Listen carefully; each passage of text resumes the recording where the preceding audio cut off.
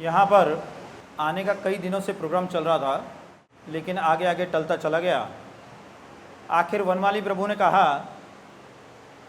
कि 12 तारीख को आपको आना ही होगा, नहीं तो 12 बजाएंगे आपके। तो उनकी आज्ञा से मैं यहाँ पर आया। आज आप सभी लोगों को स्वास्थ्य के ऊपर कुछ विशेष बातें बताने के लिए आमंत्रित किया गया है।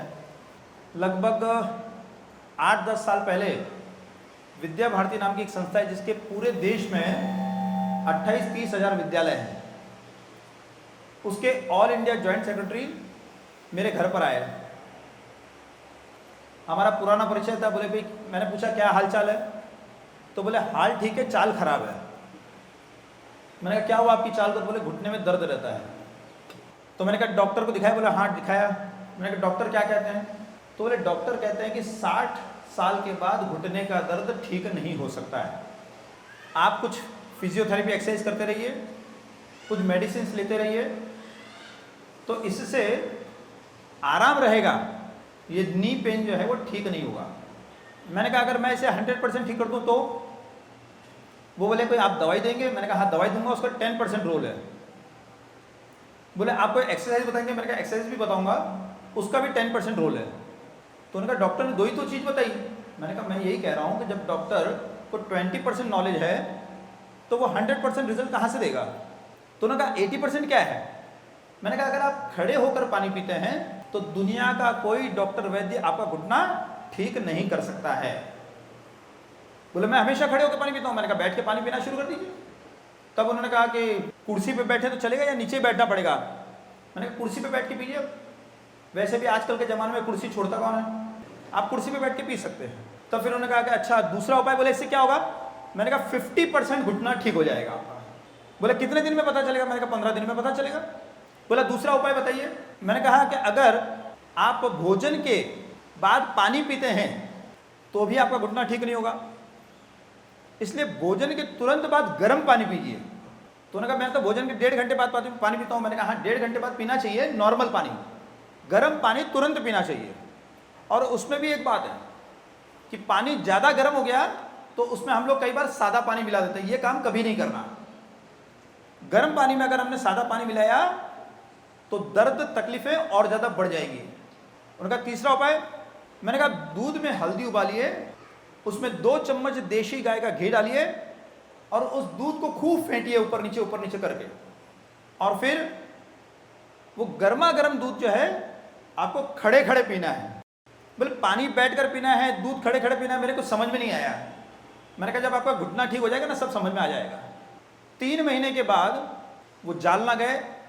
जालना में उनके बड़े भाई साहब रहते हैं, वहाँ के प्रतिष्ठित माने हुए डॉक्टर, ये उनके घर पे गए। वहाँ पर बैठकर प्राणायाम और ध्यान वगैरह करने लग गए। केवल बैठे ही नहीं थे, नीचे पद्मासन लगा के बैठे थे। भाई साहब को बड़ा गुस्सा आया कि अरे इसे बोला कि नीचे नहीं बैठना है, नीचे तो बैठा है, ऊपर से पद्मासन भी लगा के बैठा है। तो उन्हें बड़ा गुस्सा आया। बोला ठीक है अभी ध्यान से उठने तो फिर डांट लगाता हूँ। पौना घंटे बाद वो ध्यान से उठे और उठ के सीधे चलने लग गए। तो उन्होंने कहा अरे तेरे घुटने में दर्द है ना? बोला ठीक हो गया। बोले कैसे? बोले बैठ के पानी पीने से और खड़े होकर दूध पीने से। तो बोले तू सठिया गया है क्या? क्योंकि कहते हैं कि 60 साल के बाद आदमी सठिया जाता है, कुछ भी बोलने लग जाता है। ये क्या बहकी बहकी बातें कर रहा है? बोला नहीं इसी से ठीक हुआ है मेरा घुटना। बोला मुझे इसका साइंटिफिक एक्सप्लेनेशन चाहिए। तो उन्होंने मुझे फ़ोन लगाया कि भाई मेरे भाई साहब को साइंटिफिक एक्सप्लेनेशन चाहिए, तो आप बताइए जरा इनको। तो मैंने कहा साइंटिफिक एक्सप्लेनेशन फ़ोन पे कहाँ दूंगा, उसके लिए तो आपको मेरी 7 घंटे की क्लास होती है, उस क्लास में आना पड़ेगा। तब उन्होंने कहा कि हम अगर आपकी जालना में क्लास करवाए तो आप आ सकते हैं क्या? मैंने कहा बिल्कुल आ सकता हूँ। जब मैं जालना गया तो उन्होंने परिचय कराया कि जो फ्रंट रो में 10 लोग बैठे हैं, ये 10 के 10 हमारे जालना के टॉप डॉक्टर्स हैं। सब के सब एलोपैथ हैं, सब के सब स्पेशलिस्ट हैं, सबको 25-25, 30-30 साल का कम से कम अनुभव है। ये आपसे बीच बीच में प्रश्न करेंगे और आपको उन प्रश्नों का साइंटिफिक एक्सप्लेनेशन देना होगा। मैंने कहा मेरी क्लास का नियम है कि 6 घंटे तो कोई भी एक भी प्रश्न नहीं कर सकता है। बाद में 1 घंटे का समय दूंगा, उस 1 घंटे में आपको जितने प्रश्न करना है कीजिए। तो उन्होंने कहा कि नहीं अगर हम सेटिस्फाई नहीं हुए तो हम तो 1 घंटे में उठ के चले जाएंगे, हम 6 घंटे क्यों बैठेंगे? मुझे बड़ा अजीब सा लगा। ज्ञान के लिए नियम है कि ज्ञान के लिए विनम्रता की आवश्यकता होती है। बिना विनम्रता के ज्ञान कैसे हो सकता है? तब मुझे लगा सबसे पहले तो इस ईगो को खत्म करना होगा, क्योंकि बिना अहंकार के खत्म हुए ज्ञान नहीं हो सकता है।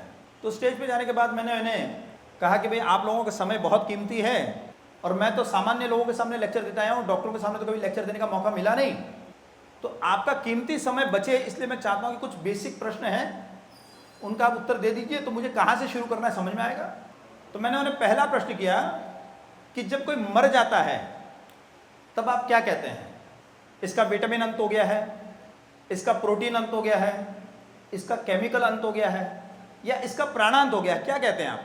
बोले प्राणांत हो गया है। मैंने कहा हाँ, इसका मतलब हमारे जीवन का आधार केमिकल नहीं है, हमारे जीवन का आधार प्राण है और इसीलिए हम प्राणी कहलाते हैं।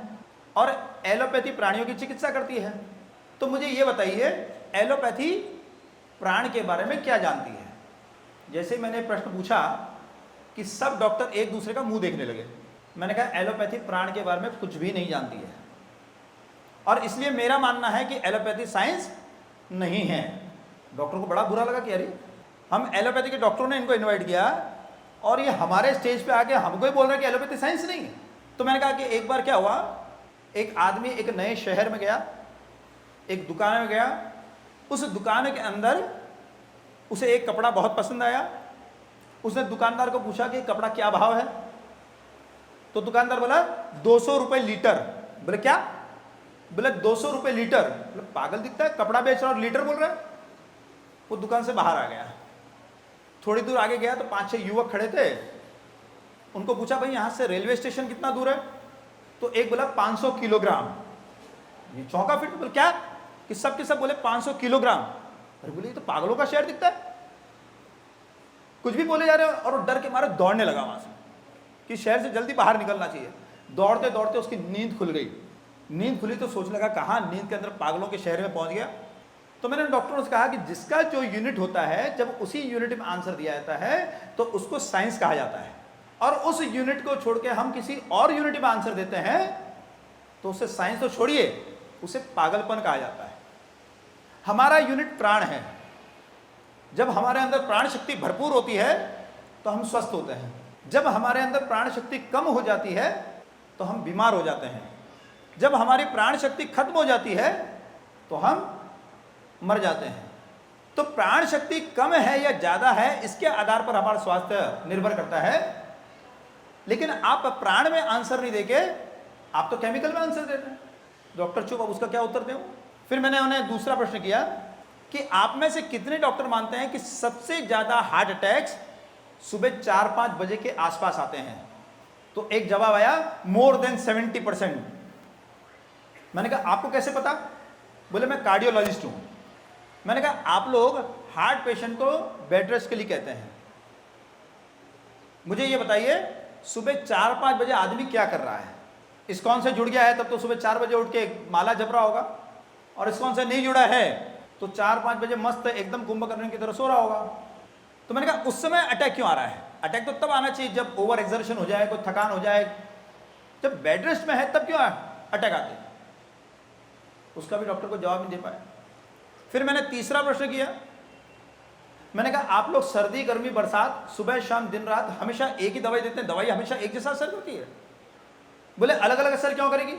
मैंने कहा देखिए सर्दी के दिनों में आप सुबह 11 बजे के पहले मूली खाते हैं तो बहुत फायदा करती है, लेकिन वही मूली आप दोपहर को, शाम को या रात को खाते हैं तो उसका साइड इफेक्ट होता है। क्या साइड इफेक्ट होता है? जो साइड में बैठा है उसको नाक बंद करनी पड़ती है। मैंने कहा आपके एलोपैथी में साइड इफेक्ट किसको कहते हैं मुझे पता नहीं है, मैं समझता हूँ साइड में बैठा है वो परेशान हो गया तो साइड इफेक्ट। आप गर्मी के दिनों में 4 बजे के पहले चना खाते हैं तो बहुत फायदा करता है, लेकिन वही 5 बजे के बाद चना खाते हैं, भुना हुआ चना, तो पेट फूलना शुरू हो जाता है। जब मूली और चना ये भी अलग अलग समय पर अलग अलग असर करते हैं, तो क्या आपकी औषधियां अलग अलग समय पर अलग अलग असर नहीं करेगी? तो जब एलोपैथी को समय का भी ज्ञान नहीं है तो ये साइंस कैसे हुआ? फिर मैंने इन्हें एक और थोड़ी सी मजाक की उनके साथ। मैंने कहा बंगाल के एक बहुत बड़े साइंटिस्ट हैं पीसी सरकार। तो आवाज आई नहीं वो तो मैजिशियन है। मैंने कहा नहीं बहुत बड़े साइंटिस्ट हैं। तो एक साथ सब बोले नहीं वो तो जादूगर है। मैंने कहा आप देखो आप लोगों को कुछ गलत फहमी हुई है। मैं एक बार उनके कार्यक्रम में गया, वो स्टेज पर आए, स्टेज पर आने के बाद उन्होंने अपना हैट उतारा, हैट उतार कर सबका अभिवादन किया, फिर उस हेड के अंदर हाथ डाला और हाथ डाल के फुर्र करते कबूतर उड़ा दिया। इतना बड़ा आविष्कार, इतना बड़ा इन्वेंशन, और आप कहते हो साइंटिस्ट नहीं है? तो सब हंसने लगे, बोले ये तो हाथ की सफाई है। मैंने कहा अच्छा, इसको हाथ की सफाई कहते हैं क्या? मुझे पता नहीं था। एक आदमी की किडनी को फेल होने में 8 से 10 साल लग जाते हैं। 8-10 साल तक आपको पता नहीं चलता है कि किडनी फेल हो रही है, और जब किडनी खराब हो जाए तो किडनी को निकाल के दूसरी लगा देना। ये हाथ की सफाई है कि नहीं है? मैंने देखा डॉक्टर को थोड़ा बुरा लग रहा है ये। मैंने कहा अगर आपको ये शब्द हाथ की सफाई शब्द बुरा लगता है, अधिक से अधिक हम इसको टेक्नोलॉजी कह सकते हैं। ये साइंस कैसे हो गया? मैंने कहा मैं एक बार कार ड्राइव कर रहा था, अचानक मेरी कार जोर से उछल गई। मुझे समझ में नहीं आया कार क्यों उछली। तो देखा एक सामने बोर्ड लगा था, उस पर लिखा था आपकी कार इसलिए उछली क्योंकि पीछे स्पीड ब्रेकर था। अब आप बताइए, उसको कोई साइन बोर्ड कहेगा क्या? स्पीड ब्रेकर के पहले जो होता है उसको साइन बोर्ड कहा जाता है। अब स्पीड ब्रेकर के बाद अगर कोई बोर्ड लगा हो, आप उसको और कोई भी बोर्ड बोल सकते हैं, साइन बोर्ड बोल सकते हैं क्या? तो मैंने कहा जो आपको बीमार पड़ने के पहले सावधान करते उसको साइंस कहा जा सकता है। जो बीमार पड़ने के बाद किडनी को निकाल दे, ये कौन सा साइंस हुआ? तो मैंने कहा मैंने आपसे 4 बेसिक क्वेश्चंस पूछे, आप उसका भी उत्तर नहीं दे पाए। तो जब आपको पता ही नहीं है कि साइंस क्या है, तो किस साइंटिफिक एक्सप्लेनेशन की बात कर रहे हैं? तो पहले साइंस क्या ये तो समझ लीजिए।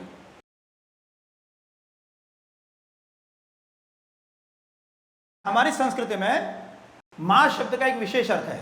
जो हमारे प्राणों का सबसे ज्यादा रक्षण पोषण करती है, हम उसे मां कहते हैं। पैदा होने के बाद हमारी जननी हमारे प्राणों का सबसे ज्यादा रक्षण पोषण करती है, इसलिए हम अपनी जननी को मां कहते हैं।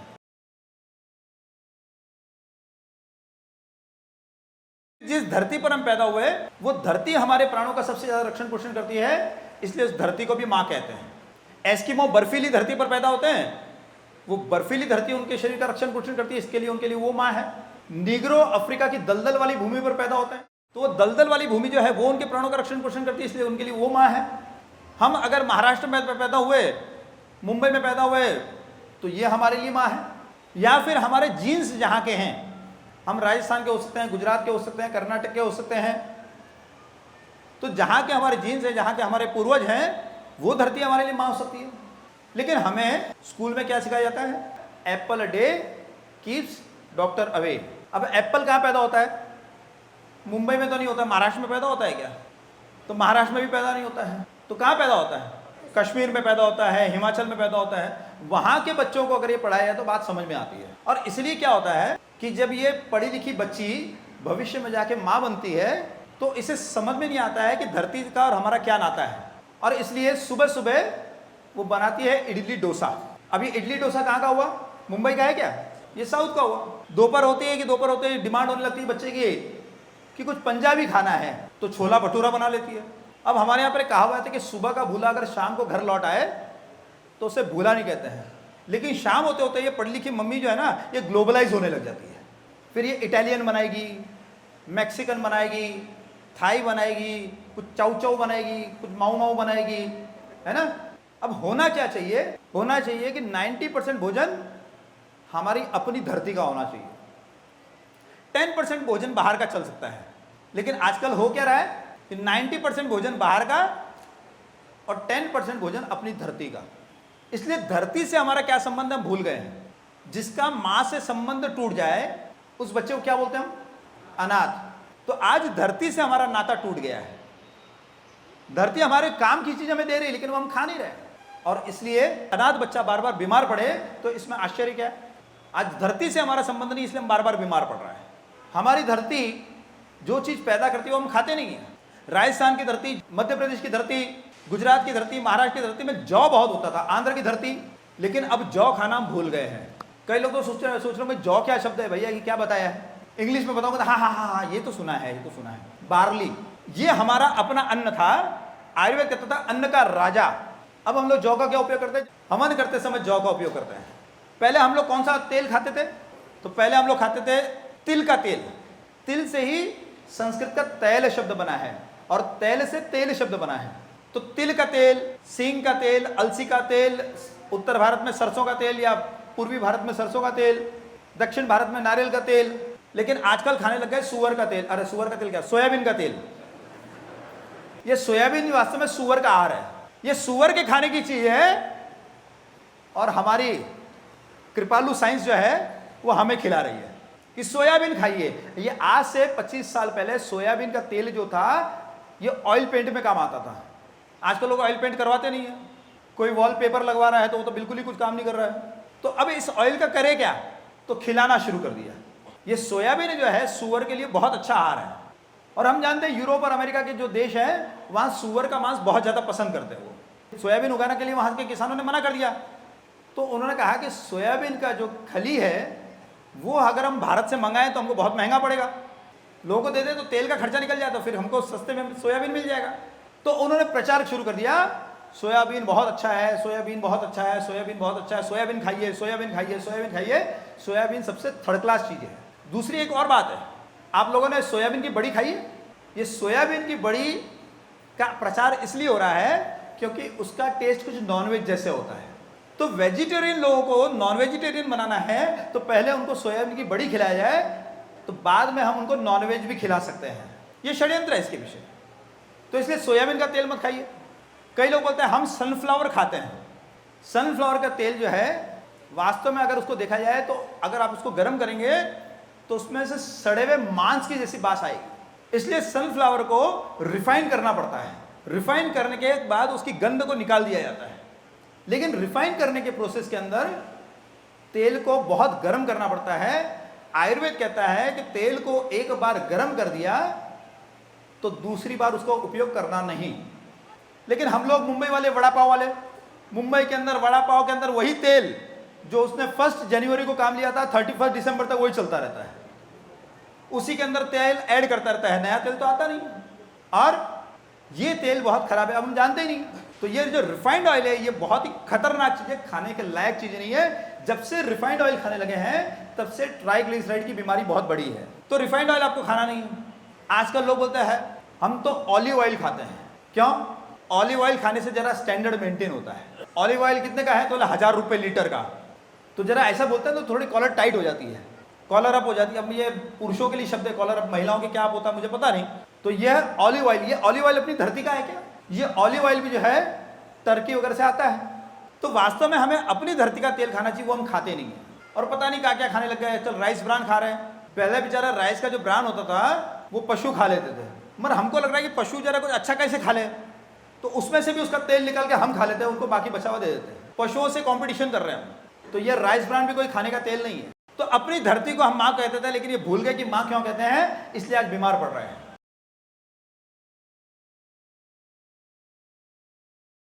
ऐसे ही वनस्पति जगत के अंदर तुलसी हमारे प्राणों का सबसे ज्यादा रक्षण करती है, इसलिए तुलसी को भी हम माँ कहते हैं। मेरे एक मित्र हैं, पटना में योगी हैं। एक बार उनका एक शिष्य आया, बोला गुरुजी मैं आत्महत्या करना चाहता हूँ। तो उन्होंने कहा क्या हुआ? नहीं मुझे इस दुनिया में रहना नहीं है, इस दुनिया में पैसा ही जो है भगवान है, पैसा ही माँ बाप है, पैसा ही भाई बहन है, पैसा ही मित्र है, पैसा ही सब कुछ है, और ऐसी दुनिया में मुझे जीना नहीं है, मैं आत्महत्या करना चाहता हूँ। मेरे मित्र बड़े विद्वान हैं, एकदम साइकोलॉजी पहचान लेते हैं। उन्होंने कहा ठीक है तुझे आत्महत्या करना है तो कर लेना, लेकिन पहले तेरे मन में जो भी पीड़ा है, जो भी दर्द है, वो सब घर में जाने के बाद तुलसी माता को बताना। तुलसी माता के सामने आराम से शांति से बैठ के आधे घंटे उनको अपनी सब पीड़ा बता देना, उसके बाद आत्महत्या कर लेना। बोला उससे क्या होगा? बोला उससे तो भूत नहीं बनेगा। तो बोले अरे बाप रे। बोला ठीक है। 8 दिन के बाद वापस आया तो योगीराज ने पूछा भैया क्या रिटर्न टिकट लेके गया था क्या? बोले नहीं गुरुजी मेरे सामने कुछ सीरियस प्रॉब्लम है। बोला आत्महत्या से भी सीरियस कोई प्रॉब्लम है? बोला गुरुजी आप मजाक मत कीजिए, देखिए ये आत्महत्या तो कायरता है, और देखो अपने कर्म तो भुगत नहीं पड़ते हैं। तो इसी जन्म को मैं अपना, ये जन्म तो खराब हो गया तो इसी को खराब कर ले पूरा, अगला जीवन क्यों खराब करूं अपना? गुरुजी को लगा जो उपदेश मुझे देना था वही उपदेश ये दे रहा है अभी। तो बोले फिर समस्या क्या है? बोले आपने जब कहा वैसे मैं तुरंत गया, तुलसी माता के सामने जाके रोया, आधा पौना घंटे तक मैं रोता रहा। आज मैंने जब जाके उस तुलसी माता को सुबह देखा तो तुलसी माता खत्म हो चुकी है। तो मुझे समझ में नहीं आया ऐसा क्यों हुआ। तब उन्होंने कहा तू उस समय इतना ज्यादा नेगेटिव एनर्जी से भरा हुआ था कि उस समय मैं तुझे कितना भी उपदेश देता, कितना भी समझाता, कुछ भी फायदा नहीं होता, इसलिए मैंने तुझे तुलसी माता के पास भेज दिया। तुलसी माता ने क्या किया? तेरी जितनी नेगेटिव एनर्जी थी उसको सबको पूरे के पूरे को अपने अंदर एब्जॉर्ब कर लिया। लेकिन तुलसी माता तो छोटी सी, तो वो तेरी नेगेटिव एनर्जी को संभाल नहीं पाई, इसलिए वो खुद खत्म हो गई। तो जो दूसरे के प्राणों की रक्षा के लिए अपने प्राणों की बाजी लगा देती है उसे मां कहते हैं, इसीलिए तुलसी को भी मां कहा जाता है। नहीं तो तुलसी को माँ बोलने का क्या कारण है? इतने बड़े बड़े पेड़, उनमें से किसी को माँ बोल देते हैं, इस छोटे से पौधे को माँ बोलने का क्या कारण है? और माँ कहाँ होनी चाहिए? तो घर में होनी चाहिए। क्यों? समझो मैं डिप्रेशन में आया तो मैं पड़ोसी के घर जाके बेल बजाऊंगा क्या? अरे भैया अपनी माँ को लाना, मेरे को रोना है। अभी रोना है तो अपनी माँ के पास गोद में से रख के सो रो सकते हैं ना। इसलिए हर घर में तुलसी होनी चाहिए।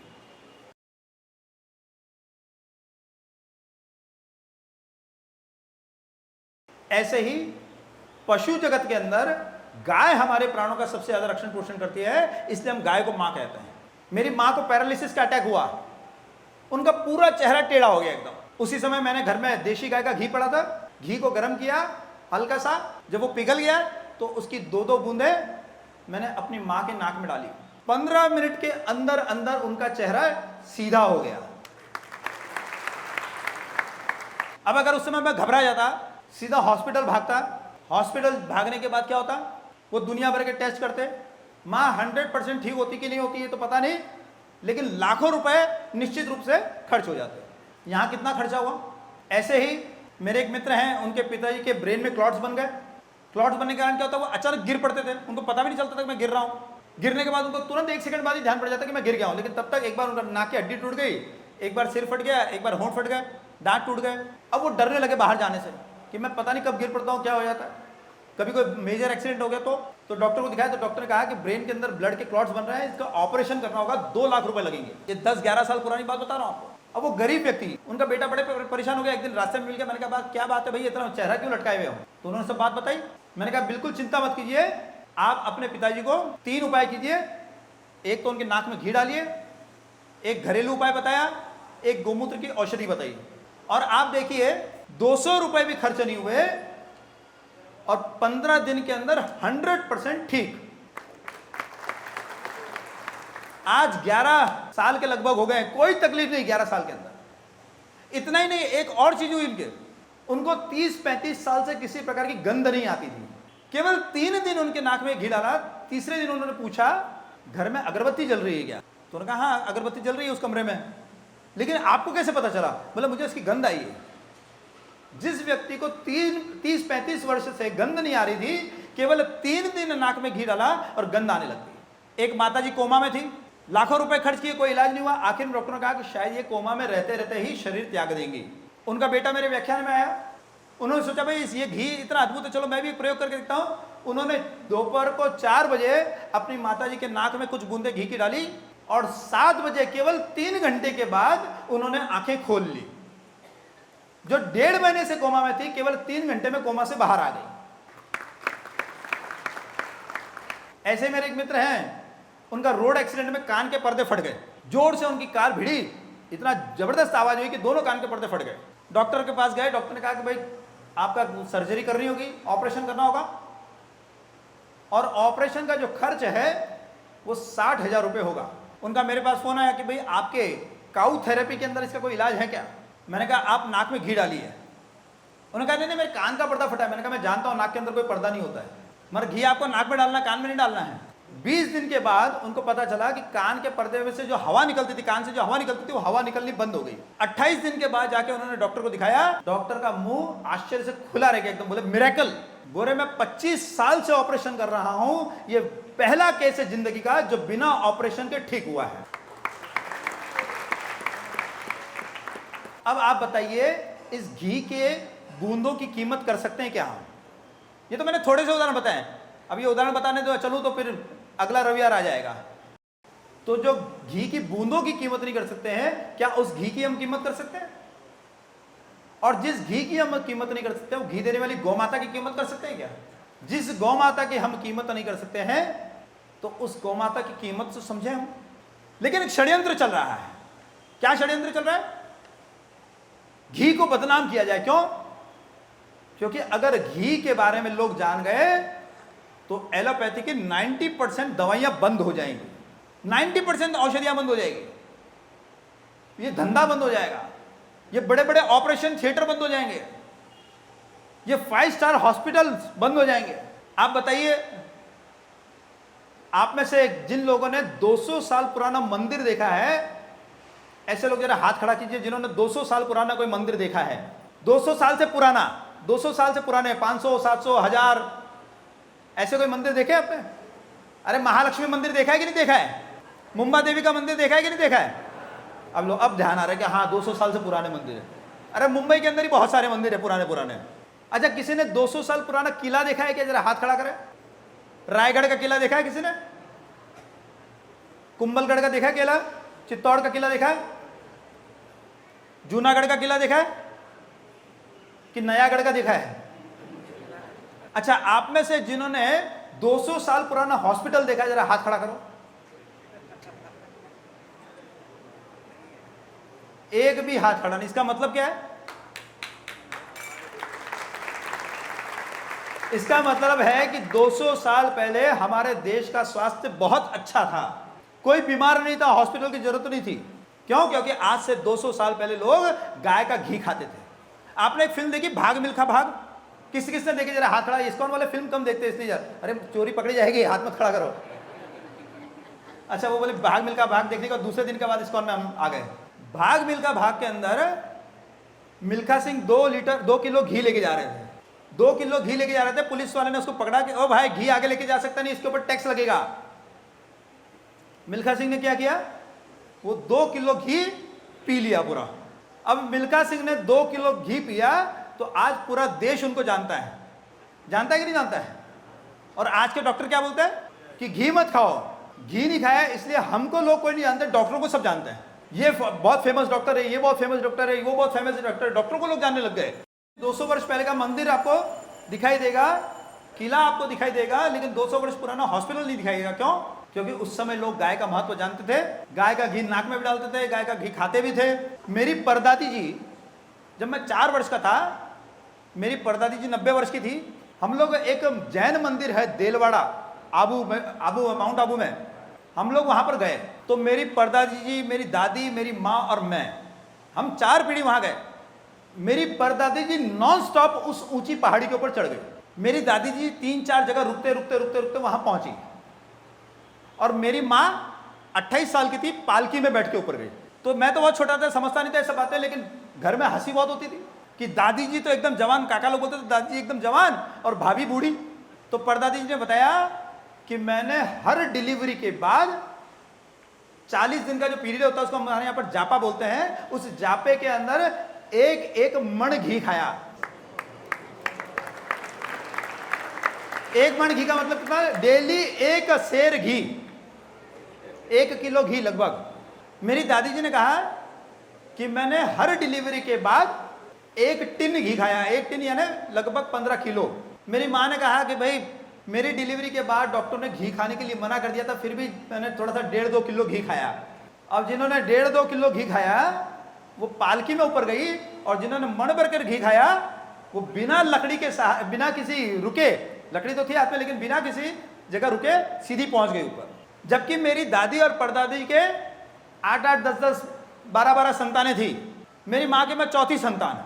अब ये जो कहा जाता है कि भाई घी मत खाओ, घी मत खाओ, अब बताइए घी खाने वाला व्यक्ति बुढ़ापे में भी जवान रहता है और घी नहीं खाने वाला व्यक्ति जवानी के अंदर भी बुढ़ा हो जाता है। तो किसकी बात को मानना चाहिए? डॉक्टर की बात को मानना चाहिए, जो या हमारे ऋषि मुनि जिस आयुर्वेद के अंदर लिख के गए, आयु रेव घृतम। घी क्या है? आयु है। आयु और एज के अंदर फर्क है, मालूम है? स्वस्थ जो जीवन होता है उसको आयु कहा जाता है, और एज क्या है? आईसीयू में पड़े पड़े भी आपकी एज बढ़ती रहती है, आयु नहीं बढ़ती है।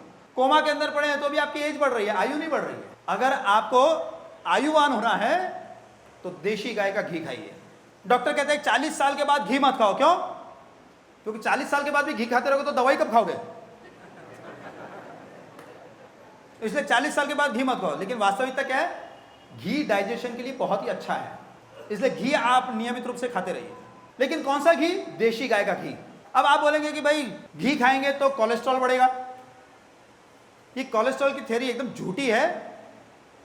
लेकिन फिर एक और चीज बता दूं कि गाय का जो घी है वो अच्छे कोलेस्ट्रॉल को बढ़ाता है, खराब कोलेस्ट्रॉल को कम करता है।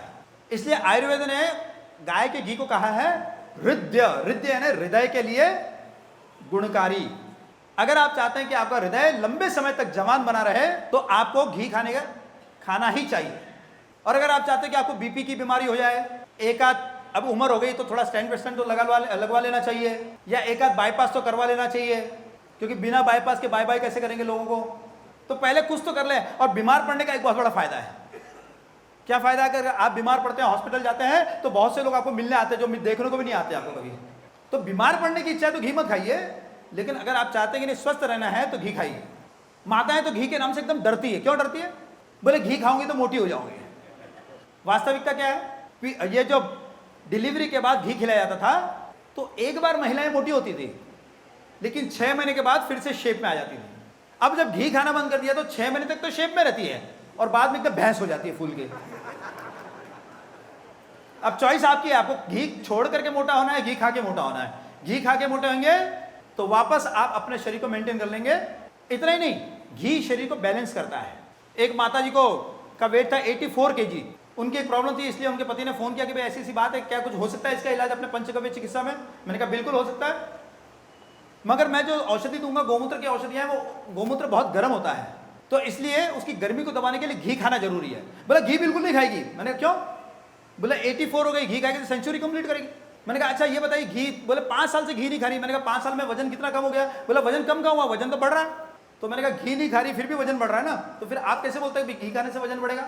उन्होंने 1 महीने में 1 किलो घी खाया, गोमूत्र की औषधि ली, परिणाम क्या हुआ? 1 महीने के बाद उनका वजन हो गया 74 kg।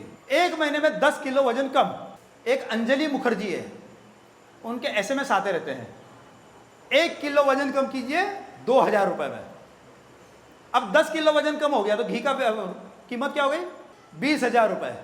अब बताइए अंजलि मुखर्जी के पास जाके घी अपना वजन कम करना है या घी खा के वजन कम करना है? लेकिन जब मैं घी बोलता हूं तो एक बात ध्यान रखिए, देशी गाय का घी। आजकल टीवी पर एक ऐड आता है, क्या लिखा रहता है? गाय का देशी घी। मैं क्या बोल रहा हूं? देशी गाय का घी। टीवी पे किस चीज का ऐड आता है? गाय का देशी घी। इसीलिए टीवी को कहा जाता है इडियट बॉक्स, क्योंकि टीवी देख देख के आदमी इडियट हो जाता है। कितना बेवकूफ है, शब्दों के साथ कितना छल है। हम बता रहे हैं देशी गाय का घी का महत्व, और वो बेच रहे हैं गाय का देशी घी। गाय का देशी घी नहीं खाना है आपको, देशी गाय का घी खाना है। और इसलिए एक फॉर्मूला आपको देके जाता हूं, अगर आपको स्वस्थ रहना है, आपको मस्त रहना है, आपको भक्त रहना है, तो जिस चीज का टीवी पर ऐड आए ऐसी कोई भी चीज खरीदना नहीं।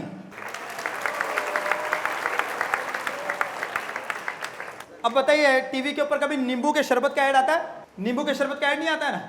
कभी छाछ का ऐड आता है, कभी गन्ने का रस का ऐड आता है, कभी कोको कोला का ऐड आता है, पेप्सी का ऐड आता है। अब बताइए अमृत कौन सा है, जहर कौन सा है? जो टीवी पर आता है वो अमृत है या वो जहर है? मैं एक बार एक प्राइमरी स्कूल के अंदर गया लेक्चर देने, वहां मैंने कहा टीवी पर एक ऐड आता है, आज कुछ तूफानी करते हैं। बच्चे बोले हाँ हाँ आता है। मैंने कहा किस चीज का ऐड आता है? बोले थम्स अप का, कोल्ड ड्रिंक का। मैंने कहा शिवाजी महाराज की और अफजल खान की लड़ाई हुई, उसमें कौन मारा गया? बोले अफजल खान मारा गया। तो मैंने कहा अफजल खान मारा गया तो अफजल खान छोटा सा था, शिवाजी बहुत बड़े थे। बोले नहीं नहीं, अफजल खान एकदम भैंसे के जैसा था, बड़ा था, शिवाजी महाराज छोटे थे। तो मैंने कहा फिर शिवाजी महाराज ने अफजल खान को कैसे मारा? तो शिवाजी महाराज ने सोचा होगा आज कुछ तूफानी करते हैं, और कोल्ड ड्रिंक उठा के पिया होगा, फिर जाके अफजल खान को मारा होगा। तो सब बोले नहीं नहीं नहीं। तो मैंने कहा फिर क्या शिवाजी महाराज ने क्या किया? बोला उन्होंने दूध पिया था। मैंने कहा हाँ बहुत अच्छी बात है, मगर मैंने कहा दूध तो अफजल खान भी पीता था। फिर बच्चे सोचने लगे, बोले नहीं शिवाजी महाराज गाय का दूध पी के गए थे, तो गाय का दूध पीने वाला भैंस के दूध पीने वाले को हरा सकता है, क्योंकि भैंस के दूध पीने वाले के पास केवल शरीर होता है, दिमाग नहीं होता है। अब आपको क्या चाहिए, केवल शरीर चाहिए या दिमाग भी चाहिए साथ में? तो शिवाजी महाराज की धरती पर है तो देशी गाय का दूध तो पिए। और ये जो भैंस का दूध है, तो भैंस को हमारे देश में किसका वाहन माना गया है? तो जिनको यमराज से जल्दी मित्रता करनी है उन्हें भैंस का दूध पीना चाहिए, भैंस का घी खाना चाहिए। यमराज जल्दी बुला लेंगे, बहुत अच्छी मुलाकात होगी उनके साथ, क्योंकि धर्मराज है वो, तुरंत आपका न्याय करेंगे वहां पर कि बेटा गाय का घी खा के नहीं आया, चल लग ठिकाने। तो इसलिए आप देशी गाय का दूध पीजिए, देशी गाय का घी खाइए। अब घी खाने से क्या क्या होता है? घी खाने से सबसे बढ़िया चीज होती है, घी आध्यात्मिक लोगों के लिए बहुत ही जरूरी है। आप एक भी ऐसे राक्षस को जानते हैं जिसने तपस्या नहीं की थी?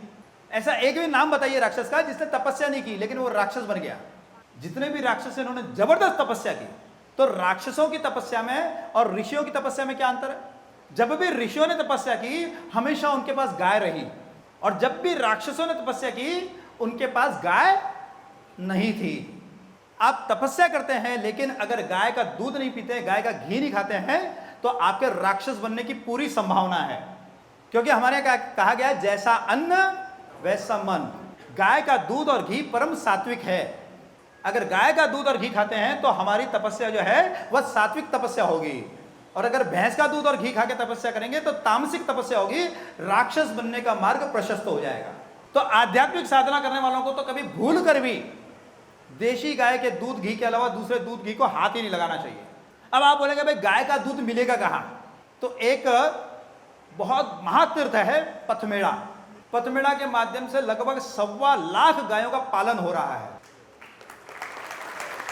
और उसको मैंने गौशाला नहीं कहा है, तीर्थ कहा है, क्योंकि गौशाला कहने पे कुछ लोगों ने मुझे डांट दिया, बोले इसको गौशाला बोलते हैं क्या? मैंने कहा क्या है भाई? बोला ये तो गोकुल है, चारों तरफ गायें गायें गायें गायें, जहां नजर जाओ कहीं पर भी गाय को बांधा नहीं जाता है, सब गायें खुली रहती है, कहीं का गंदगी का नामो निशान नहीं है, एक कागज का टुकड़ा भी नहीं दिखेगा आपको। बूढ़ी गायें भी उछलती कूदती हुई दिखाई देंगी, और जो गायें बीमार है उनकी इतनी अद्भुत सेवा होती है कि ऐसी सेवा मैंने कहीं नहीं देखी। तो उस पथमेड़ा तीर्थ के माध्यम से एक जागृति आई और एक डेयरी खुली है, पथमेड़ा की डेयरी। गौशाला से उससे संबंध नहीं, क्योंकि गौशाला में तो दूध देने वाली गाय नहीं है। उस डेयरी के अंदर 400 गांवों से दूध आता है, जो गाय रखते हैं उनके यहाँ से दूध आता है, और वो दूध अपना जो राधा गोपीनाथ मंदिर है गिरगांव चौपाटी के पास में, वहां के कार्यकर्ताओं के प्रेम के कारण, उनके कृपा के कारण वो दूध आज मुंबई में 2000 लीटर दूध आ रहा है वहां से। पथमेड़ा से गाय का घी भी आता है, देशी गाय का घी, लेकिन उसका उपयोग आप औषधि में मत करना। क्यों नहीं औषधि में उपयोग करना? क्योंकि वो कच्चे दूध में से क्रीम निकालकर फिर उसको जमाकर बनाते हैं। मैंने देखा औषधि के रूप में उसका प्रभाव नहीं होता है।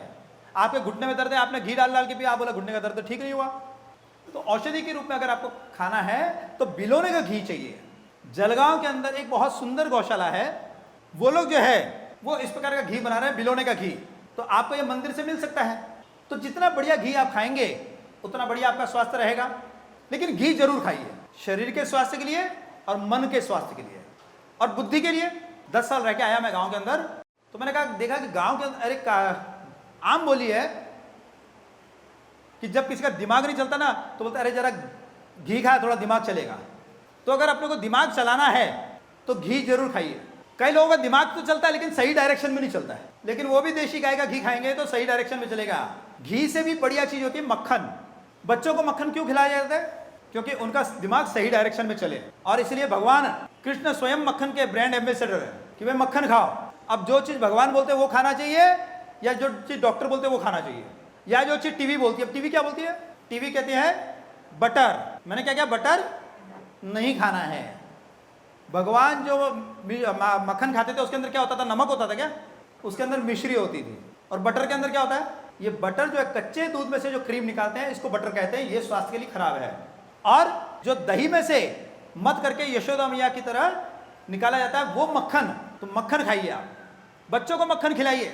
इससे बढ़िया आज तक कोई टॉनिक नहीं हुआ है। इसलिए गाय का दूध मंगाइए, घर में उसको जमाइए, घर के अंदर रोज ताजा ताजा मक्खन बनाइए, रोज ताजा मक्खन खाइए।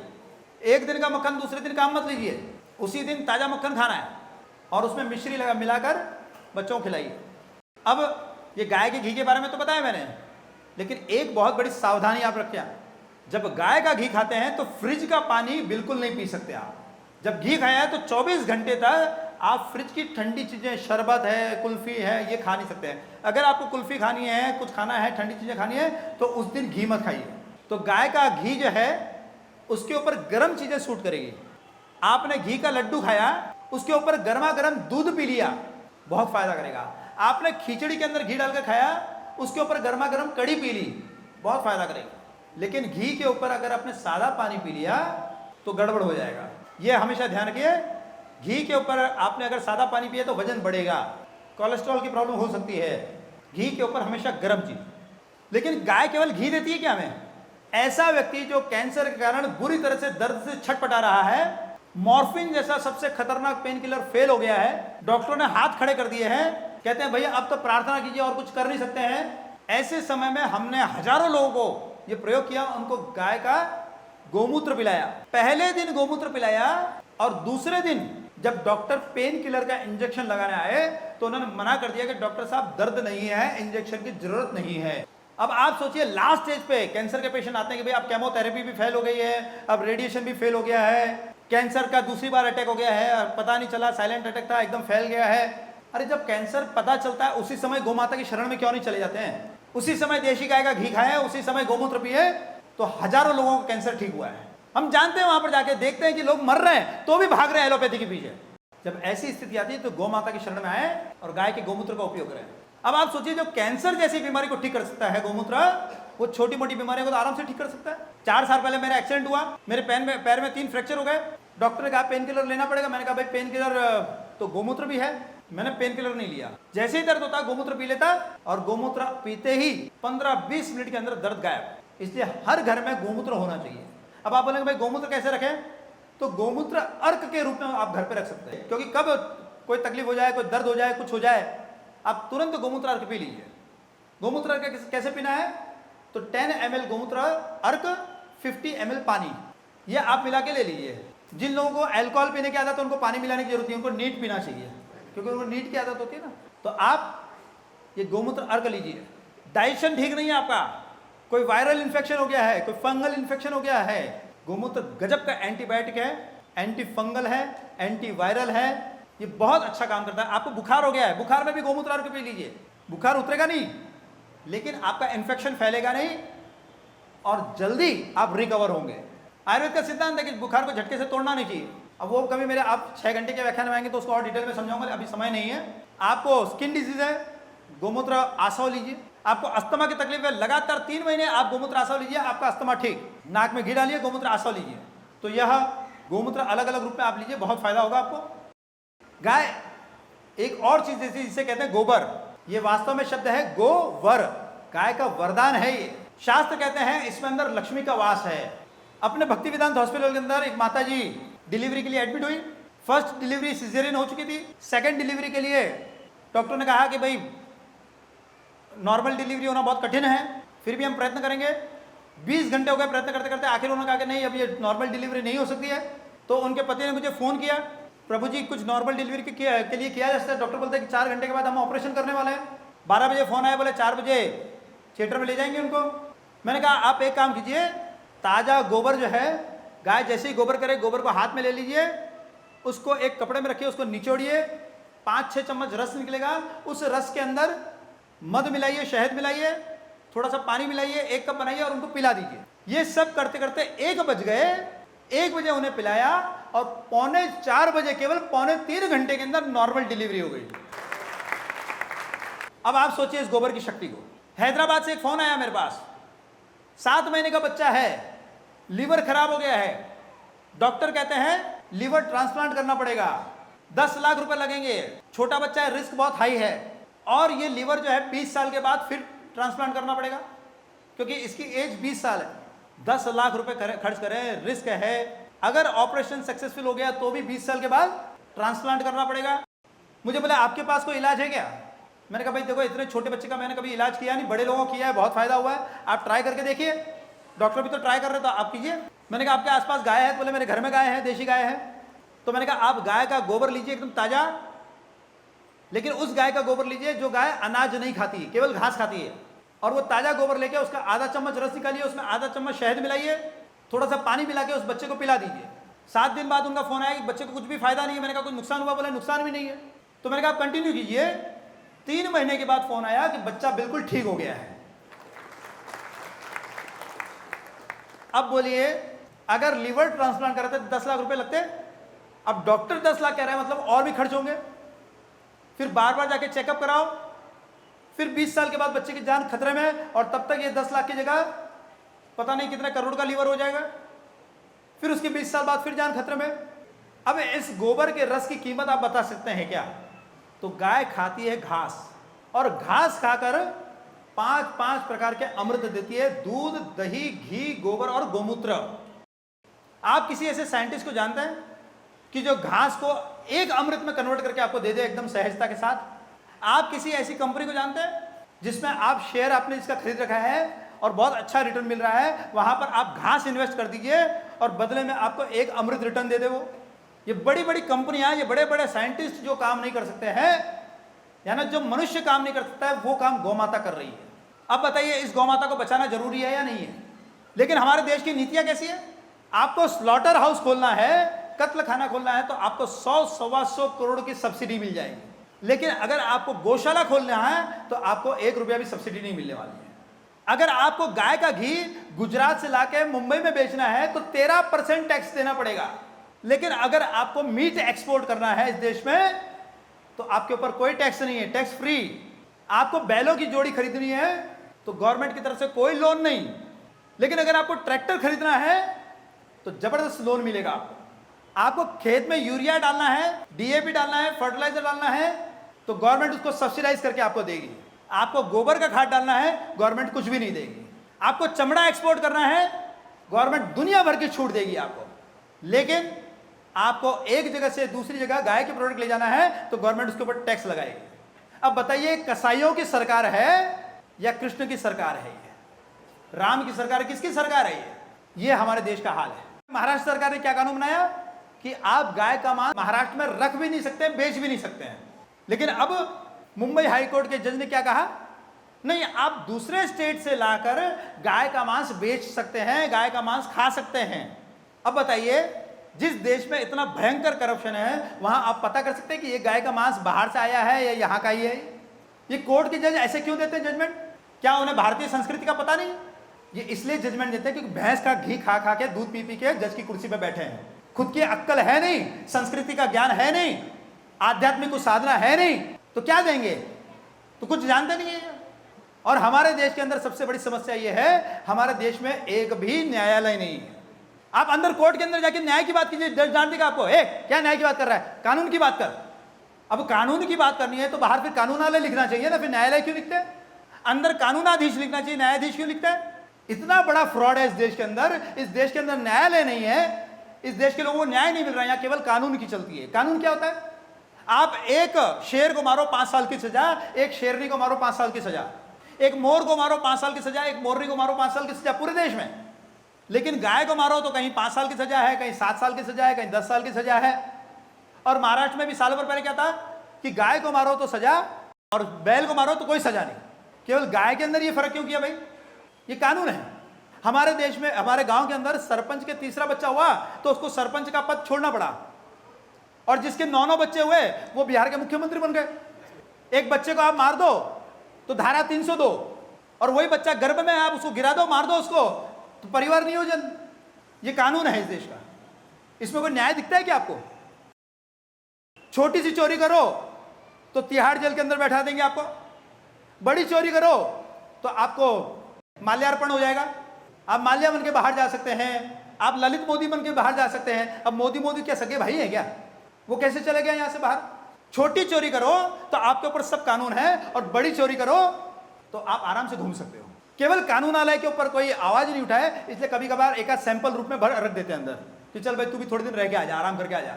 तो देश में न्यायालय नहीं है और हम लोग मांग भी नहीं करते न्यायालय की, क्योंकि भैंस का दूध पी पी के बुद्धि मोटी हो गई है। तो न्याय और कानून में हमें फर्क नहीं मालूम। इस पूरे देश में एक भी शिक्षा केंद्र नहीं है। ये जितने स्कूल, कॉलेज, यूनिवर्सिटी है, ये सब के सब एजुकेशन सेंटर नहीं है, ये सब के सब इंफॉर्मेशन सेंटर हैं। यहाँ आपको ज्ञान नहीं मिल रहा, केवल जानकारी मिल रही है। जानकारी बाहर से मिलती है, ज्ञान भीतर से प्रकट होता है। पहले राजा अपने राजकुमारों को गुरुकुल में भेजते थे। गुरु जी बोलते जा गाय चरा, तो राजा ये नहीं कहता गुरु जी आपको कोई लेबर प्रॉब्लम है क्या? आपको कोई लेबर प्रॉब्लम है तो 25-50 ग्वाले भेज दूँ, इसको तो पढ़ने को भेजा, इसको पढ़ने लिए पढ़ाइए ना इसको। क्यों भेजते थे वहाँ पर? क्यों गाय चराने भेजते थे? क्योंकि गाय चराते चराते गौ माता की कृपा होती थी। गौ माता की सेवा होने के बाद गौ माता की कृपा होती है, और कृपा से ज्ञान प्रकट होता है। बिना कृपा के ज्ञान प्रकट नहीं हो सकता है। आज ये स्कूल कॉलेज के अंदर कौन है कृपा करने वाला? वो प्रिंसिपल आपको कृपा करेगा जो बोलता है पहले 5 लाख डोनेशन लेके आओ, मेडिकल कॉलेज में जाना है तो 50 लाख डोनेशन लेके आओ, वो आपके ऊपर कृपा करने वाला है क्या? पैसे से कृपा होती है? कैसे कृपा होती है? तो बिना कृपा के केवल जानकारी होती, ज्ञान नहीं होता है। और ज्ञानी और जानकार में क्या अंतर है? रावण बहुत ही जानकार था। कितना जानकार था? 4 वेदों का जानकार, लेकिन ज्ञानी नहीं था। ज्ञानी कौन था? ज्ञानी नाम अग्रगण्यम कौन थे? हनुमान जी। हनुमान जी ज्ञानी थे। तो जानकार व्यक्ति ने कितना नाश किया विश्व का, और ज्ञानी ने कितना उपकार किया ये हमारे समझ में आना चाहिए। और हम भी अपने बेटे को जानकार बना रहे हैं। एमबीए कर ले बेटा, सीए कर ले, डॉक्टर बन जा, इंजीनियर बन जा। अब वो एमबीए कर रहा है मार्केटिंग के अंदर, और मार्केटिंग में एमबीए करने के बाद क्या कर रहा है? छाछ बेच रहा है क्या? नींबू शरबत बेच रहा है? क्या बेच रहा है? पेप्सी और कोको कोला बेच रहा है। एमबीए करके गाय का दूध नहीं बेच रहा है, गाय का मांस बेच रहा है, गाय का घी नहीं बेच रहा है, वो गाय का चमड़ा बेच रहा है, बाटा के जूते बेच रहा है, ली के जींस बेच रहा है, जिसके ऊपर आप पीछे देखो तो ली के ऊपर जो पीछे लेबल लगा है वो चमड़े का है, गाय के चमड़े का। रेंगलर के ऊपर देखो पीछे जो है वो गाय के बछड़े का चमड़ा है। ये जीन्स हम पहन रहे हैं, उसका प्रचार कर रहा है, मार्केटिंग कर रहा है, चीज की प्रचार कर रहा है। चीज क्या चीज है मालूम है आपको? जब गाय की डिलीवरी का टाइम आता है उसके 2-3 घंटे पहले गाय को काटते हैं, काटने के बाद उसके पेट में से उसके बच्चे को निकालते हैं, बच्चे को काटते हैं, वो बच्चा भी जीवित रहता है। फिर उस बच्चे के पेट को काट के उसके अंदर से एक रस निकलता है जिसको कहा जाता है रेनेट, और उसको बोलते हैं काफ रेनेट। काफ रेनेट का मतलब, काफ यानी बच्चा गाय का, उस बच्चे का रेनेट होता है। वो रेनेट को जब दूध में डालते हैं तो वो दूध जो है वो चीज में कन्वर्ट हो जाता है, और हम लोग बड़े बड़े मजे से वो चीज खा रहे हैं। चीज डोसा, चीज इडली, चीज बर्गर, चीज पिज्जा, चीज सैंडविच, और उस चीज के ऊपर ग्रीन लेबल लगा रहता है। क्यों ग्रीन लेबल इसलिए लगा रहता है? क्योंकि बोलते हैं भाई ये उसका अंग नहीं है, ये उसका रस है। नॉनवेज तो उसको कहा जाता है जो कोई अंग हो जानवर का, ये जानवर का अंग नहीं है, जानवर का रस है। लेकिन निकाला कैसे वो रस? और वो चीज का भयंकर प्रचार हो रहा है। क्यों? क्योंकि इस देश में कॉर्पोरेट कंपनीज का राज है। ना कोई बीजेपी का राज है, ना कांग्रेस का राज है, ना कोई शिवसेना का राज है, ना समाजवादी का राज है। इसमें कॉर्पोरेट कंपनीज का राज है। कॉर्पोरेट कंपनीज को जो चाहिए वैसे कानून बन रहे हैं, उनको जो बेचना है उसके लिए नीतियां बन रही है, पॉलिसी बन रही है। इसलिए लोग बोलते हैं गाय का दुश्मन मुसलमान है। मैं कहता हूं गलत है। क्या कभी किसी मुसलमान ने आपके मुंह में हड्डियों का चूरा डाला? लेकिन ये टूथपेस्ट कंपनियों ने आपके मुंह में हड्डियों का चूरा डाल दिया, आपके जेब से पैसा निकाला और आपके मुंह में जो है हड्डियों का चूरा डाला है। क्या कभी किसी मुसलमान ने आपके शरीर पे चर्बी लगाई गाय की? किसी मुसलमान ने आपके शरीर पर गाय की चर्बी नहीं लगाई। साबुन कंपनियों ने सुगंधी सुगंधी साबुन बना के आपके शरीर पे गाय की चर्बी लगा दी। क्या कभी किसी मुसलमान ने किसी महिला को गाय का खून पिलाया? लेकिन टॉनिक के नाम पर गाय का खून पिलाया गया, आयरन टॉनिक के नाम पर, प्रेगनेंसी के अंदर कि आयरन की कमी है, ये पीजिए। आप देखिए ऐसी मेडिसिन के ऊपर लिखा रहता है बोवाइन। बोवाइन का मतलब गाय के शरीर से प्राप्त। तो ये क्यों नहीं बताया गया? एक मंगल पांडे को जब पता चल गया कि इस कारतूस के ऊपर, इस बुलेट के ऊपर गाय की चर्बी है, तो पूरे देश के अंदर स्वतंत्रता संग्राम छिड़ गया। और हमारे तो डेली यूज में लेने वाली चीजें, उसके अंदर गाय का खून, गाय की चर्बी, गाय की हड्डियां, गाय का चमड़ा। आप बिस्किट खाते हैं, बिस्किट के ऊपर देखिए, आइसक्रीम के ऊपर देखिए, आइसक्रीम किससे बनती है? जिलेटिन से बनती है। जिलेटिन कहां से मिलता है? ये गाय की हड्डियों से मिलता है। आप कैप्सूल खा रहे हैं उसमें भी वो है जिलेटिन। लेकिन हम लोग सोए हुए पड़े हैं। हम जब बिस्किट लेके आते हैं, आप देखिए उनके अंदर प्रिजर्वेटिव यूज करते हैं। उस प्रिजर्वेटिव के अंदर कुछ E470, E330 ऐसे को लिखे रहते हैं। ये सब पशुओं के शरीर से प्राप्त चीजें हैं जो एडिटिव्स के रूप में काम लिया जाता है। गाय के शरीर का एक छोटा सा अंग भी खराब नहीं होता है, पूरा का पूरा बिक जाता है। और हम कृष्ण भक्त, हम हिंदू, हम अपनी संस्कृति पे गर्व करने वाले भारतीय लोग उसको बड़े मजे से खरीद खरीद के अपने काम लेते हैं। जिस गाय के अंदर सब विज्ञान है, कैसे मालूम पड़ेगा विज्ञान है? जब भी पृथ्वी पर संकट आया, पृथ्वी ने गाय का रूप धारण करके वो भगवान के पास गई है। अगर गाय को कोई पृथ्वी को जानवर का रूप धारण करना था तो कभी हाथी का रूप धारण करके चली जाती, कभी घोड़े का रूप धारण करके चली जाती है। गाय का रूप क्यों धारण किया? क्योंकि गाय जो है वो पृथ्वी की प्रतिनिधि है, उसको रिप्रेजेंट करती है। गाय से ही विज्ञान की शुरुआत है। अगर गाय नहीं है तो आप प्राण विज्ञान को नहीं समझ सकते। गाय अगर नहीं है आपके जीवन में, आप आयुर्वेद को नहीं समझ सकते। गाय नहीं है तो ज्ञान नहीं उद्गम हो सकता है। गाय साक्षात कामधेनु है, आपकी सब सांसारिक इच्छाएं पूरी करती है। मैं आर्ट्स का विद्यार्थी रहा, लेकिन आज भारत की बड़ी बड़ी संस्थाओं में, आईआईटी में, यूनिवर्सिटीज में एज ए हेल्थ साइंटिस्ट मुझे इनवाइट किया जाता है। ये गौ माता की कृपा है। मैंने क्या किया इसके लिए? मैंने कोई आयुर्वेद नहीं पढ़ा। मैं गांव में गया, जब 30 साल की उम्र थी तब गांव चला गया, वहां 10 साल रह के गायों की सेवा की, गाय चराई। ये गाय की सेवा का फल है कि मुझे ये आशीर्वाद मिला। इसलिए इस देश में भगवान को भी गाय चराना पड़ा। भगवान भी गाय चराने गए और भगवान को प्रभु जी बता रहे थे कि भगवान को गाय से कितना प्रेम। इसका प्रत्यक्ष उदाहरण है, भगवान के मल की कहीं भी पूजा नहीं हुई। कभी हुई क्या? लेकिन जिस गाय से प्रेम है, भगवान ने उस गाय के मल को मल ही नहीं रहने दिया, इतना पवित्र कर दिया कि हम चौका लिपते हैं तो गाय के गोबर से, अब हवन करते हैं तो उसको गाय के गोबर से लिपते हैं। उसके अंदर गोबर का कंडा डालते हैं, गोवर्धन की पूजा करते हैं दिवाली के दूसरे दिन। तो गोवर्धन किसका बनाते हैं? गाय के गोबर का ही बनाते हैं। तो ये भगवान का स्नेह गौ माता के प्रति, कि गौ माता सिर्फ घास खाती है और अमृत ही अमृत देती है। इसलिए आज आप सभी कृष्ण भक्तों के सामने आया हूं मैं। आप लोगों से मेरा हाथ जोड़कर निवेदन है, गाय के ऊपर भयानक संकट है, गाय की रक्षा कीजिए। गाय से भी ज्यादा संकट आपके संतानों के ऊपर है, अपनी संतानों की रक्षा कीजिए। आज हमें तो थोड़ा बहुत दूध मिल जाएगा, घी मिल जाएगा, आने वाले समय में देखने के लिए कुछ भी नहीं मिलेगा। आज डायबिटीज की बीमारी फैल रही है चारों तरफ, ये जर्सी का दूध पीने के कारण। जब से जर्सी का दूध आया इस देश में, डायबिटीज की बीमारी फैली, कैंसर की बीमारी फैली, अर्थराइटिस की बीमारी फैली। इसलिए आप इस जर्सी का दूध मत लीजिए। और एक चीज, गाय के लिए डोनेशन करने वाला कभी व्यक्ति मेरे पास नहीं आया। गाय को डोनेशन की आवश्यकता नहीं है। डोनेशन हमेशा अपने से कमजोर को दिया जाता है। अनाथालय में जाके डोनेशन दीजिए, गरीब लोगों को जाके डोनेशन दीजिए। गाय को दान की आवश्यकता है। दान अपने से श्रेष्ठ को दिया जाता है। हम ब्राह्मण को दान करते हैं तो ब्राह्मण हमारे पैर नहीं छूता है, हम ब्राह्मण के पैर छूते हैं। बाप जब अपनी बेटी का दान करता है, कन्यादान करता है, तो कन्यादान करने वाला नम्र होता है, कन्यादान लेने वाला नम्र नहीं होता है। और दान जो है वो आपका कर्तव्य है, आपकी चॉइस नहीं है दान। बाप नहीं बोल सकता कि मेरी इच्छा होगी तो मैं बेटी का दान करूंगा, नहीं तो कन्यादान नहीं करूंगा। दान आपका कर्तव्य है। इसलिए आप गाय के लिए दान कीजिए। बहुत बड़ा काम करना है। मंदिर का काम हुआ है, मंदिर के बाद दूसरा काम है गौशाला खड़ी करना। कमल लोचन प्रभु जी ने कहा था मुझे कि जैसे मंदिर का काम पूरा हो जाएगा, हमारा काम रहेगा गौशाला। तो इस गौशाला के लिए आपकी आवश्यकता है। लेकिन आप अगर वहां नाम लिखवाते हैं तो मुझे वो पसंद नहीं है। मैं मेरी माँ को 4 रोटी खिलाता हूं तो क्या अपने घर के दरवाजे पे लिखता हूं कि मैंने मेरी माँ को 4 रोटी खिलाई?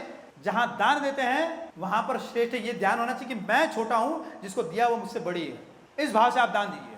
फिर देखिए गाय आपका कैसे कल्याण करती है। संतों का कहना है, मेरा कहना नहीं है। संत कहते हैं गाय कामधेनु है, लेकिन केवल कामधेनु नहीं है। अगर आप निष्काम भाव से गाय की सेवा करते हैं तो निष्काम भाव से सेवा करने वाले को तो गाय स्वयं कृष्ण की प्राप्ति करा देती है। तो हमारे राधा गिरधारी मंदिर से जो गौशाला बने वो ऐसी अद्भुत गौशाला हो जहां किसी का नाम नहीं हो, और भव्य गौशाला हो, सुंदर गौशाला हो। ऐसा देख के लगे नहीं कि गौशाला में आए, ऐसा लगे कि हम किसी तीर्थ में आए, किसी मंदिर में आए हैं। इतनी सुंदर गाय वहां पर, इतनी सुंदर सेवा वहां पर। तो इसके लिए आपके सहयोग की आवश्यकता है। दूसरी बात, मुंबई से लेकर हम लोगों ने एक प्रण किया है। मेरे साथ बहुत सारे गौ सेवा मित्र मंडल के कार्यकर्ता आए हैं। हमारे बाबू भाई है 75 वर्ष के। ये पिछले 35 सालों से चाहे आंधी आए चाहे तूफान आए, टेम्पो में गाय के लिए दाना, गुड़, ऐसी चीजें लेके भर के लेके जाते हैं। अपने हाथों से वहां जाके गौशाला में देते हैं ताकि उसका कोई मिसयूज नहीं हो। 5-6 साल पहले मैंने कहा कि भाई आप लोग कहाँ जाते हो, मैं भी चलना चाहता हूँ। बोले बैठ जाओ टेम्पो में। मैं बैठ गया। वो जो सुबह से लेके शाम तक जब टेम्पो में बैठा रहा था, हालत हो गई खराब। तब मुझे बाबू भाई की तपस्या का समझ में आया कि तब बाबू भाई 70 साल की उम्र में भी टेम्पो में बैठ बैठ के जा रहे हैं। ऐसे हरकचंद भाई हैं, ये भी पिछले कई सालों से गाय की सेवा में लगे हुए हैं। इनके भाई ने कच्छ के अंदर एक बहुत बड़ी सुंदर गौशाला खड़ी की है। वहाँ गाय के सब प्रोडक्ट्स वगैरह बनते हैं, गोबर गोमूत्र के, फिनाइल वगैरह बनाते हैं, कई चीज़ें बनाते हैं। तो ऐसे हमारे गौ सेवा मित्र मंडल के बहुत सारे कार्यकर्ता यहाँ आए हैं आज। इन्होंने एक बहुत अच्छा सुंदर अभियान शुरू किया है कि हम गाय पालने वाले का सम्मान करें, गोपालक का सम्मान करें। तो गोपालक का सम्मान यानी जिसके घर में केवल गाय है हम उसका सम्मान करेंगे। पिछले वर्ष एक बड़ा कार्यक्रम किया गया, जिसके पास जितनी गाय है उतना गुणे 1100 रुपए से उसका सम्मान करेंगे। किसी के पास 1 गाय है तो 1100 रुपए, किसी के पास 10 गाय है तो 11,000 रुपए। इस प्रकार से उसका हम सम्मान करेंगे। 21 गोपालकों का सम्मान किया था, उनके पास 283 गाय थी। इस साल शरद पूर्णिमा के दिन हम 10,000 गाय रखने वाले गोपालकों का सम्मान करना चाहते हैं, ताकि गुजरात बॉर्डर से लेकर मुंबई के तक एक भी गाय, कटना तो बहुत दूर की बात है, एक भी गाय कहां यहां वहां भटकती नहीं दिखे। आज जगह जगह गायों का एक्सीडेंट हो रहा है सड़कों के ऊपर। न भैंस का एक्सीडेंट होता है, न बकरी का एक्सीडेंट होता है, गायों का एक्सीडेंट हो रहा है। क्यों हो रहा है? क्योंकि गाय छोड़ी गई है। तो गौ सेवा मित्र मंडल के कार्यकर्ताओं ने तय किया कि नहीं, गाय छोड़े नहीं, घरों के अंदर गाय रहे। माँ का स्थान घर के अंदर है तो घर के अंदर गाय रहे। तो जो लोग इसमें सहयोग करना चाहते हैं वो हमारे साथ जुड़ सकते हैं। और एक तरीका है जुड़ने का, हमें बहुत सारे कार्यकर्ताओं की आवश्यकता है। कोई फिजिकली काम कर सकता है, कोई मेंटली कर सकता है, किसी के पास कोई स्किल है, कोई एडवोकेट है। अभी कुछ एडवोकेट है जो फ्री में गाय के लिए लड़ते हैं केस। गौरक्षक जगह जगह गाय बचाते हैं, उनकी जान को खतरे में डालकर। उनके लिए केस लड़ने वालों की आवश्यकता है कि जैसे यहाँ बीरा रोड की तरफ हमारी यूनिट कमजोर है, यहाँ अगर कोई एडवोकेट है और यहाँ किसी ने गाय बचाई तो यहाँ पर तुरंत पहुँच जाए वो, क्योंकि क्या होता है कि सही ढंग से अगर रिपोर्ट नहीं हो तो हमारा केस कमजोर हो जाता है। तो आप में से कोई एडवोकेट हो तो उनकी जरूरत है, और आप में से कोई सोशल मीडिया के बड़े एक्सपर्ट हो, उनकी आवश्यकता है। हम गाय के ऊपर एक फिल्म बनाना चाहते हैं, आप में से कोई फाइनेंस करने के लिए तैयार हो, 15 करोड़ की फिल्म बनेगी तो बहुत अच्छी बात है। आप में से कोई जानकार हो किसी को फिल्म लाइन वालों को प्रोड्यूसर करके तो बहुत अच्छी बात है। अगस्त ऋषि ने एक भविष्यवाणी की, उस भविष्यवाणी के अनुसार ये संवत 2073 जो गुड़ी पड़वा से शुरू हुआ है, ये भारत के लिए बहुत ही शुभ होगा। लेकिन शुभ कब होगा? जब इस धरती पर गाय का खून गिरना बंद होगा, जब गाय को फिर से सम्मान मिलेगा, तब यहां पर ये भारत के लिए शुभ होगा। ये समय 250 साल पहले भी आया था, 250 साल पहले आया, हमने उसको गंवा दिया तो देश गुलामी में चला गया। उसके बाद कॉर्पोरेट कंपनीज का राज आ गया जो आज तक चल रहा है। अगर ये साल भी हमने अपने हाथ से निकाल दिया तो बहुत बड़ा नुकसान होगा। इसलिए इस साल अपने 50 जरूरी काम छोड़कर हम गौ माता की रक्षा के लिए आ गए हैं। अभी मैं गाय के कुछ चीज़ों का आपको इंट्रोडक्शन दे देता हूँ। ये गाय के गोबर से साबुन बना है, ये आप साबुन का उपयोग कर सकते हैं, बहुत ही अच्छा है हेल्थ के लिए। एक छोटी सी बुकलेट है, इस बुकलेट के अंदर सबकी जानकारी दी हुई है, क्या क्या चीज़ें इसमें, करीब 42 प्रोडक्ट की जानकारी दी गई है। ऐसे ही गाय के गोबर से धूप बत्ती बनती है। आप लोग अगरबत्ती जलाते हैं, अगरबत्ती जलाना बिल्कुल बंद कर दीजिए, उसकी जगह धूप बत्ती जलाइए। धूप बत्ती जलाने से घर के अंदर कॉकरोच नहीं होगा आपके, ये एक एडिशनल बेनिफिट है। इसकी भस्म वर्षा के अंदर बहुत काम आएगी। गाय के गोबर गोमूत्र से मिला के एक बालों के लिए बहुत बढ़िया तेल बनाया है, आप इस तेल का उपयोग कीजिए। ये जो घी मैंने बताया था नाक में डालने के सैकड़ों फायदे हैं, वो घी इसके अंदर है, इसके साथ ड्रॉपर भी है। ये एक गौशाला ने गाय के गोबर गोमूत्र से शैम्पू बनाया है। आप सोचेंगे भाई गोबर गोमूत्र की गंध आएगी, ऐसी कोई गंध नहीं आएगी, हल्का केमिकल भी है इसके अंदर। कई लोग बोलते हैं पेट साफ नहीं होता है, एसिडिटी रहती है, उसके लिए क्या करना है? तो ये हरड़े चूर्ण है, ये हरड़े चूर्ण लेंगे तो इससे आपको ज़बरदस्त लाभ होगा। हम लोग हाथ धोने के लिए साबुन का उपयोग करते हैं, लैट्रिन वगैरह जाने के बाद, शौच के बाद हाथ धोते हैं। ये एक हैंड वॉश बनाया है, ये मिट्टी और गाय के गोबर के कोयले राख से, भस्म से, ये बहुत ही अच्छा पवित्र चीज़ है, इससे एकदम हाथ शुद्ध हो जाता है। उससे केवल हाथ साफ होता है, शुद्ध नहीं होता है साबुन से।